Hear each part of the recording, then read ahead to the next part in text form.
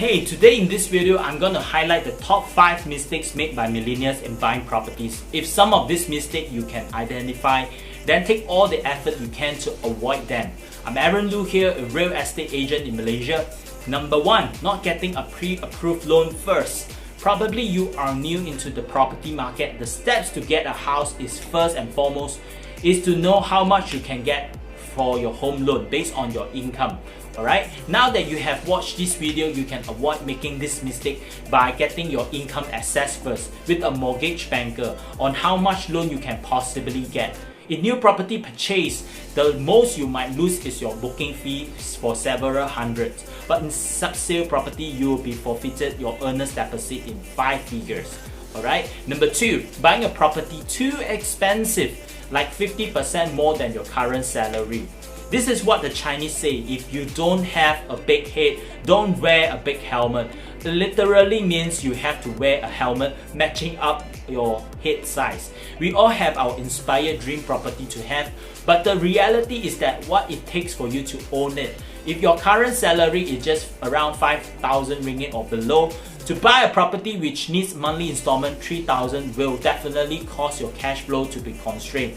Maybe you will not feel it while you are still single, you will feel it later when you marry, when you have family, and even during emergency situation, you might not be able to have the financial flexibility.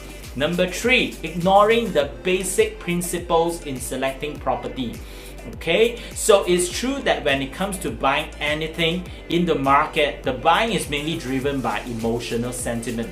Then we justify it by logic. It's true in buying a property too. So in order to safeguard yourself from falling into this moment of emotion in opting a property, adhere to the basic checklist in buying a property, like first checking on location, viability in the number of access and amenities, and etc.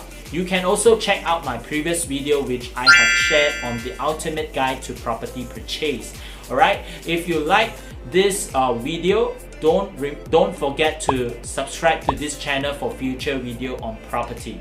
Number 4, no cash reserve for moving in costs. This is most millennials have totally missed out, which is moving costs, renovation costs, fitting, fixtures and furniture. Typically lowest cost you will spend based on my experience and my market survey and interaction with owners is about 30,000 to 80,000 for landed and non-landed properties. You might be having an imaginary home during your time of booking the properties. As a matter of fact, your property doesn't appear like the one in the showroom. It will cost even more in subsale properties because of old piping and putting on new tiles. Number 5, buying because of somebody's opinion, like parents, friends, relatives. Getting inputs from family members and friends are good, but be very careful not to have theirs as your main reason to go ahead for a property, because ultimate ownership and loan responsibility will be you for 35 years. This also comes down to your career choice and income to be able to pay the house loan. It doesn't mean we don't get and value their inputs. You must be able to draw your own conclusion based on the factors and the decision why you choose that property. Let me know what's your biggest takeaway from this video sharing. Thank you for watching.